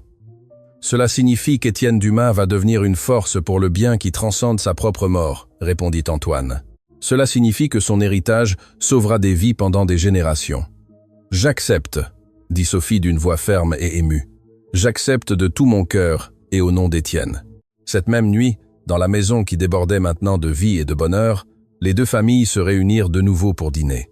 Mais cette fois, il y avait une tradition additionnelle. À la fin du dîner, ils allumaient une bougie spéciale en l'honneur d'Étienne Dumas. « Papa », dit Manon s'adressant à la bougie comme si Étienne pouvait l'entendre. « Aujourd'hui, Monsieur Antoine nous a parlé des bourses qui vont aider d'autres enfants à étudier pour faire des travaux plus sûrs. Es-tu fier de nous ?» À ce moment, comme si l'univers voulait répondre à la question de la fillette, une brise douce bougea les rideaux de la fenêtre, faisant danser la flamme de la bougie de manière spéciale. « Papa est là », murmura Léo avec cette certitude absolue des petits-enfants. « Il nous dit qu'il est fier. » Antoine observait cette scène et se rendait compte qu'il avait été témoin de la transformation la plus extraordinaire de sa vie. Une tragédie avait été convertie en rédemption, une injustice avait été transformée en justice, et une mort avait donné vie à un héritage qui protégerait d'innombrables familles futures. « Savez-vous ce qui est le plus incroyable dans toute cette histoire ?» dit Antoine regardant tous les enfants présents. « Quoi ?» demandèrent-ils à l'unisson. « C'est qu'Étienne Dumas ne sera jamais seulement un nom sur une pierre tombale, expliqua Antoine avec une émotion profonde. Il sera le nom sur des bourses universitaires qui aident des jeunes à étudier. Il sera le nom sur des protocoles de sécurité qui sauvent des vies. Il sera le nom dont d'autres travailleurs se souviendront quand ils rentreront en sécurité chez eux chaque nuit. Et il sera le nom que nous porterons avec fierté pour toujours, ajouta Théo avec cette maturité qu'il avait développée à travers l'adversité transformée en but. Exactement, confirma Antoine. Étienne Dumas est devenu immortel non parce qu'il est physiquement avec nous, mais parce que son amour, ses valeurs et son sacrifice continuent de rendre le monde meilleur chaque jour. À ce moment, avec deux familles unies autour d'une table, avec une bougie honorant la mémoire d'un homme bon, et avec l'avenir brillant de promesses de vie sauvées et de rêves accomplis, tous comprirent qu'ils avaient assisté à quelque chose d'extraordinaire. La mort d'Étienne Dumas avait été une tragédie, mais son héritage s'était transformé en la plus belle histoire de rédemption, d'amour et d'espoir que n'importe lequel d'entre eux aurait pu imaginer. Et chaque fois qu'un travailleur rentrerait sain et sauf chez lui, chaque fois qu'un jeune recevrait une bourse pour étudier, chaque fois qu'une famille n'aurait pas à souffrir ce qu'avait souffert la famille Dumas, Étienne Dumas continuerait de vivre, parce que le véritable amour ne meurt jamais. Il se transforme seulement en forme de plus en plus belle de rendre le monde meilleur.